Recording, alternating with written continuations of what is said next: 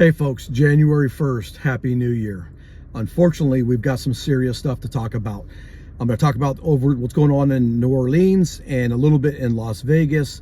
And in a 2 minutes-ish, I'm going to give you a tip, how to wrap everything together so you can best protect yourself and your family. Look, as your CCW instructor, you know my full-time job is security, executive protection. I'm working right now, so I haven't heard much what's going on in Las Vegas as far as information, what the motive or agenda there was.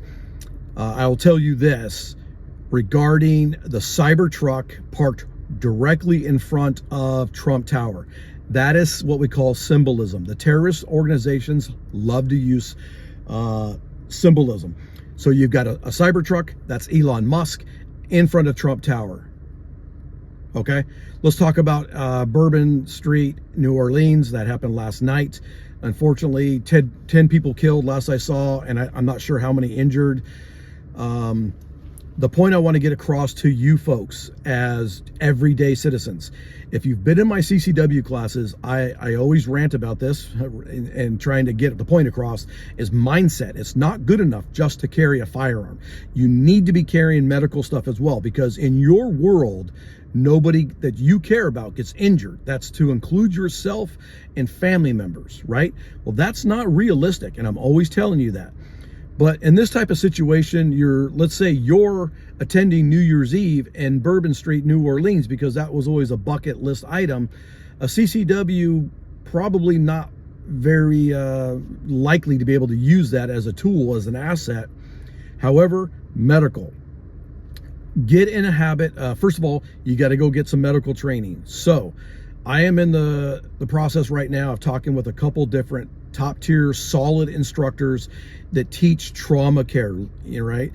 So we'll get that certifications, we'll get the training, learning what equipment to buy, learning how to use the equipment, and then most importantly, then you got to carry it with you and make it part of your routine. So carrying it in your vehicles, carrying it on you in a backpack, a sling bag, something like that. A message to my first aid, or my first responders out there, my law enforcement folks, my firefighters, my EMTs, my paramedics, my doctors, my nurses, anybody, if you've got that training and that experience, please carry that equipment with you. So many times I have you in class, I'm talking to you, and a high percentage of you do not carry this stuff with you. Why? I get it.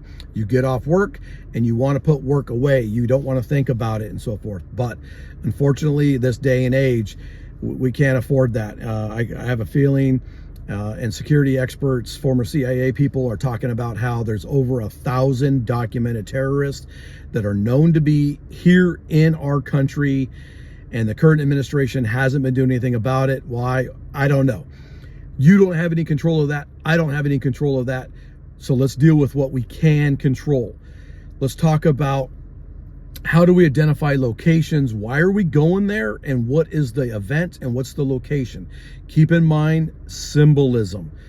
One example that pops to mind real quick is in a few months, we're going to be celebrating Easter. Easter is something that's celebrated around the world. That's not an American thing. However, it is a religious thing and Christianity type thing, right? So that is something that terrorist organizations will likely, in my opinion, target. That's a natural date. So think about dates, think about events, think about locations. I'm not saying don't go to them, because now you're gonna restrict our freedoms, and we don't ever want that to happen. I'm just saying look at it through a different lens of terrorism. Get that medical training, carry the medical stuff with you. So that's my tip for you first responders, and to all my CCW folks. If you're following me, get this message out. Get the medical training, carry the stuff with you, have it with you so that you can be the best protector for you and your family, all right?